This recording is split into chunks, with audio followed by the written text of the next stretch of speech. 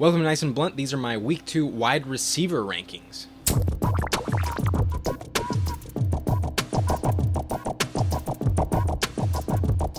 At number 1, you probably already know who it is. It's Davante Adams, who's got an excellent matchup against the Detroit Lions on Monday night. And the Packers were embarrassed last week. They definitely want to come out swinging and score a lot of points in this game. Davante Adams is definitely my number 1. At number 2, even though this is technically a bad matchup, there's just no way I would rank him below the top 3. And even this week, I wouldn't even put him that low. So at number 2, it's obviously Tyreek Hill. At number 3, it's Keenan Allen, who is seeing so many targets with Justin Herbert. And Dallas, their secondary doesn't even compare to Washington's secondary. So Keenan Allen is a surefire bet inside the top 5 for me, and I love him so much. I've got him at number 3.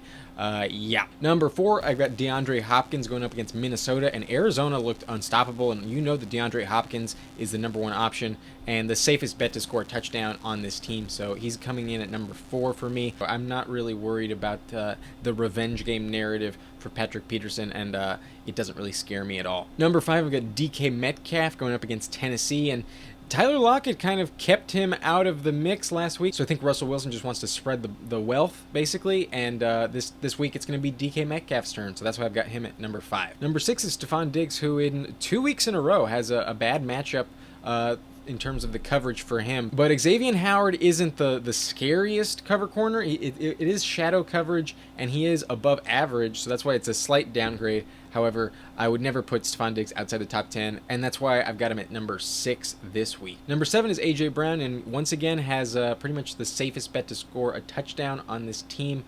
He is a lock, basically, in the red zone. And so it's hard to rank him outside the top 8 this week. I've got him at number 7. Calvin Ridley at Tampa Bay. And Tampa Bay's secondary suffered a major injury to Sean Murphy-Bunting last week. His elbow really got dislocated there. So the coverage is not as difficult. However, I am just concerned about Matt Ryan's success in the red zone, and even though Calvin Ridley's floor is super high, I am just always a little worried that he will not score a touchdown because I just don't trust the Falcons at the end of the day. But still, wide receiver 8, still very high. Number 9, Allen Robinson, and he's a target machine, and against Cincinnati, there's no one that really can cover him. So it's not like last week when he faced Jalen Ramsey. Very safe play with Allen Robinson. Definitely a top 10 guy. I've got him at number 9. And then at number 10, Justin Jefferson. And Arizona's defense was a lot better than I expected. However, I think that was more in terms of the pass rush. So I'm not too worried about Justin Jefferson being covered by Malcolm Butler. I think he'll be just fine. And he gets plenty of targets, so I can't really rank him outside the top 10 either. At number 11 is where things start to get a little bit more volatile, but Tyler Lockett is a very safe play. He was unguardable last week against Indianapolis, and Tennessee's secondary is not as good as theirs, so I am not worried about Tyler Lockett at all. I just think DK Metcalf is probably going to get a little bit more targets this week because he was kind of kept out of the game in the first half last week. At number 12, it looked like Chris Godwin was the number 1 wide receiver for Tom Brady. However, that kind of changes every single week. However, because he was just so much more involved than Mike Evans, I've moved him above Evans, and with a really good matchup against Atlanta, I've got him at number 12. At 13 and 14, I've got both Cowboys wide receivers, CeeDee Lamb and Amari Cooper. The LA Chargers are not an easy matchup. Derwin James was the number 1 rated cover corner last week, even though he plays safety technically, and I am just worried that he caps the upside for these players and that this is a bit more low scoring game. However, there's just so many targets on this team that there's no way I'd rank them outside the top 15. I just a slight downgrade this week at 13 and 14. And then at number 15, another almost matchup proof player that I can't rank outside the top 15. It's Terry McLaurin, who is just so talented. Even though he has a very difficult matchup against James Bradbury, I still think his volume carries him to a very safe play this week. I wouldn't worry too much about Terry McLaurin, but still just a little bit of a downgrade. And then at number 16, I have Mike Evans, and I can't rank him that low. This matchup is pretty good, and normally I would have him in Chris Godwin's place. However, just because of how things went last week, I've got them flipped, but odds are Tom Brady is going to make sure he gets involved this week, so I could be wrong and it could be the other way around. And yeah, Mike Evans is my wide receiver 16. At number 17, a player that I was much lower on last week, but the matchup is nowhere near as tough. He will be covered by Hayward in this game, who is a pretty good corner. However, I think Deontay Johnson is just the clear target leader in Pittsburgh. I'm not worried about him. He has such a high floor every single week, so many targets, nothing to worry about with Deontay Johnson. And then at number 18, I like T. Higgins as the number one option in Cincinnati. I know that last week Joe Burrow really wanted to get Ja'Marr Chase involved, but I think that was a little bit more to get the nerves out of his system. People were really worrying about Ja'Marr Chase and what he was saying about the football and just his drops in camp. So even though Ja'Marr Chase may have a little bit more upside, I think T. Higgins is going to be the most consistent number one wide receiver for the Bengals by the end of the year, and that's why I have him as a clear top 20 play. I have him at number 18 in week 2, going up against Chicago, which has significantly downgraded in terms of the secondary from what you expect last year and the years prior. The strength of Chicago's defense is definitely the run defense, and I'm not that worried about T. Higgins or Ja'Marr Chase this week at all. Number 19, I've got Cooper Kupp, and just because he was more involved than Robert Woods last week is why I'm ranking him above Robert Woods. However, it's not like Robert Woods is going away. I think the game script was really the only reason why he kind of disappeared last week. I wouldn't be concerned about Robert Woods long term. Him and Cooper Kupp are paid very similarly and used very similarly. By the end of the year, they'll have very similar stats. However, just based on week 1, I've got Cooper Kupp at number 19, the number 1 option for the Rams. And then at number 20 is Deebo Samuel, and until I see Brandon Ayuk really play and be a factor, then I can't imagine ranking Deebo Samuel outside the top 25. I was wrong about this team, at least for week 1. And until proven otherwise, I believe in Deebo Samuel's upside. He is wide receiver 20 in my rankings this week. This is kind of a tough matchup at Philadelphia. However, he was just so involved last week and really above anybody else. I am not that worried about it. I trust the floor for Deebo Samuel. Quite a lot of targets if he's the number 1 wide receiver in San Francisco. So that's why I've got him at number 20. At number 21 is Robert Woods, so definitely I'm not going to rank him that much lower, but I was just a little bit concerned that he was kind of forgotten in that game. But I think odds are in this game, Sean McVay definitely wants to get him involved early and often, and he will be just fine and be a very safe wide receiver 2, very high floor type of player. And then at number 22, still a lot of targets and volume on this team. It's Adam Thielen. The target tree is very narrow, so Adam Thielen is still pretty reliable, but just a low-end wide receiver 2, not exactly cracking my top 20. I don't really love the upside long-term. And then Ja'Marr Chase, a player who I just can't really rank that low. Going up against Chicago, I mentioned that this secondary doesn't fully scare me as much as it did last year, and I think him and T. Higgins are going to get plenty of targets. I really like the upside for Ja'Marr Chase. And the same thing goes for Mike Williams going up against Dallas, a really, really good matchup. Him and Justin Herbert had a very good connection last week, and as long as Mike Williams stays healthy, I think he's going to see about 8 targets a game and be very valuable in fantasy. Very high upside player, can score from just about anywhere on the field. He definitely has an important role in the red zone. Another player who I just really trust the upside and has an amazing matchup at home against Atlanta, Antonio Brown of the Tampa Bay Buccaneers. We saw what he could do scoring that 50-plus yard touchdown in week 1. He can score from anywhere on the field as well, and there's just so much upside with Antonio Brown. It's very unlikely I'm going to rank him outside the top 30 unless the matchup is just really, really bad. It seems like Tom Brady just really likes to get him the ball. And then at number 26, I think a bounce back game for Marquez Callaway. He had really tough coverage against Jair Alexander in week 1.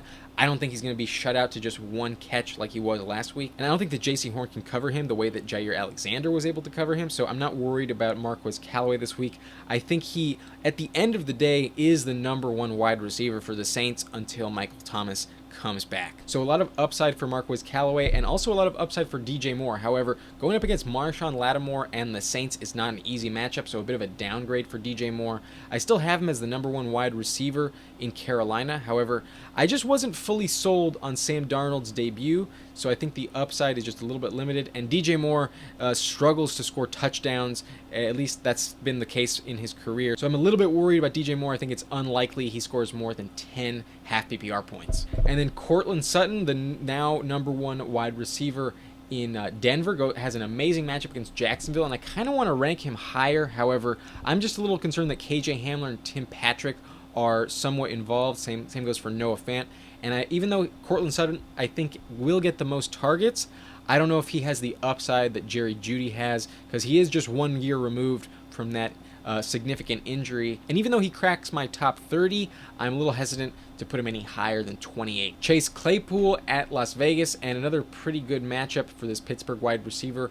And I think he has plenty of upside to score a touchdown. However, I just prefer Deontay Johnson more. But Chase Claypool is a very good flex option this week, especially in PPR formats. Julio Jones, I was a little bit concerned based on what I saw last week, but I think it may have just something to do with the Arizona defense rather than the Tennessee offense. So I'm not completely off him, but I was a little bit concerned. That's why I only have Julio Jones as my wide receiver 30 this week. At number 31, a very high floor and some high upside in this game because I do think the Houston Texans are really going to be trailing and need to throw the ball. Brandon Cooks, who has a tough matchup against his Cleveland secondary. Denzel Ward is not an easy cornerback to face, so Brandon Cooks, I'm a little bit concerned, but at the end of the day, he's going to get plenty of targets, so that's why I still have him at number 31 in my wide receiver rankings. And then Robbie Anderson, number 32, going up against New Orleans. There's a chance that he could finish much higher than this by the end of the game. However, DJ Moore definitely looked to be more involved for Sam Darnold. Robbie Anderson wasn't getting that many targets in that game against the Jets. I thought he would be more involved. However, with DJ Moore getting Marshawn Lattimore coverage, it could open the door for Robbie Anderson to be more wide open in this game and get more targets from Sam Darnold. So I still like him a decent amount as a pretty reliable flex play. Robbie Anderson's my wide receiver 32. And then Cole Beasley, who saw 13 targets in that game last week. I think that'll come down. I think Stephon Diggs will be a little bit more involved. But still, in a PPR format, that is gold, even though Cole Beasley is unlikely to score a touchdown. To catch 8 passes for 60 yards on 13 targets is really, really valuable. It's hard to put Cole Beasley outside the top 35 wide receivers. I have him at number 33 this week. A very solid floor play for me. The number 34, high upside Christian Kirk going up against Minnesota. And I like Rondale Moore's upside as well, but I think Christian Kirk just still has that more established connection with Kyler Murray. But when he does hit, he hits really big. So that's why I've got him at number 34. Number 35, Nelson Agholor, who, even though he didn't get the most targets in New England, I thought that he looked like the number one, and he's going to have a much higher yards per reception average than Jacoby Myers, and that's why I like Nelson Agholor as the number one fantasy option among all of the New England wide receivers. Laviska Shenault, my favorite option for the Jaguars, going up against Denver. Very tough matchup, so a downgrade here. However, I just still think he gets a lot of targets between the 20s, and he's a pretty high floor but a high risk flex play this week at number 36 for me. Number 37, Jarvis Landry going up against Houston, and I don't think the game script is really going to benefit Landry. I don't think they're going to really need to throw that much.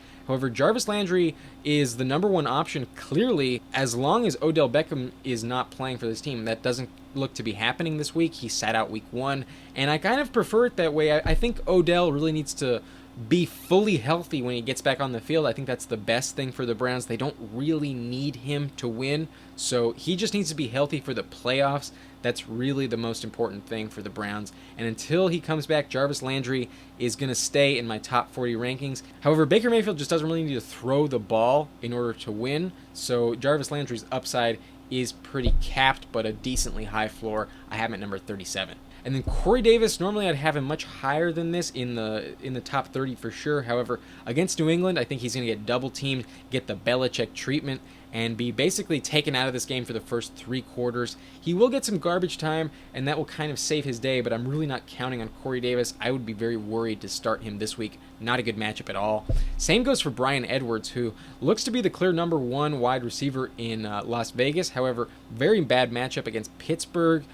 Big downgrade for all of the Oakland wide receivers, especially their number 1, Bryan Edwards. At number 40, I got Jalen Waddle going up against Buffalo, and he will see Tre'Davious White coverage more than anyone else, so a bit of a downgrade here. And I don't fully trust Tua yet, but he did really look good in his debut last week. So Jalen Waddle could finish much higher than this. However, I think this is a tougher matchup than New England was last week, so that's why I've got him only at number 40 in my ranking. But if you play in a league that gives you punt return yards, he does offer a lot more value because of that role as well. So just something to consider if that is part of your scoring format. It's a bit of a sneaky play. And then I'll touch on some names outside the top 40 in case you need one of them. Zach Pascal looked to be the number 1 wide receiver in Indianapolis for Carson Wentz. However, he gets Jalen Ramsey this week. I'm not excited about it. So Michael Pittman's kind of interesting, but still, I don't trust him yet. I want to trust him, but I just don't. Marvin Jones against Denver, interesting as well. Going to be plenty of garbage time for the Jaguars. Rondale Moore, also interesting. The rookie got just as many targets as Christian Kirk and only failed to catch his red zone target, so could have had a very big stat line as well, but it just didn't work out for him last week. I still believe in Rondale Moore's upside long term. Tyler Boyd, definitely the number 3 wide receiver on the depth chart in Cincinnati, so only at number 44 for me. And then DJ Chark, Terrace Marshall, Darnell Mooney, Kenny Galladay offer some upside, but really the only name that I'm really paying attention to and really going to watch, but I'm not ready to start, is Brandon Ayuk. I should probably have Juju Smith-Schuster higher than this. He's at 51 here, but I kind of just don't really trust Juju that much. I would put him probably around Tyler Boyd area. Yeah, that feels a bit more right. That feels closer. Yeah, but Brandon Ayuk is really the only other name that I'm really going to look for. He better play and he better get some targets, because otherwise I may have been really wrong about that one, and I will pay the price if that's the case. But if you made it to the end of this video, thank you so much for watching. I'll leave all these rankings up through the credits so you can get a pretty good look at it, screenshot it if you want. If there's a player you want to ask about or just a start-sit decision that you have, go ahead and leave me a comment. My name is Adam Riancho, and thank you for watching Nice and Blunt.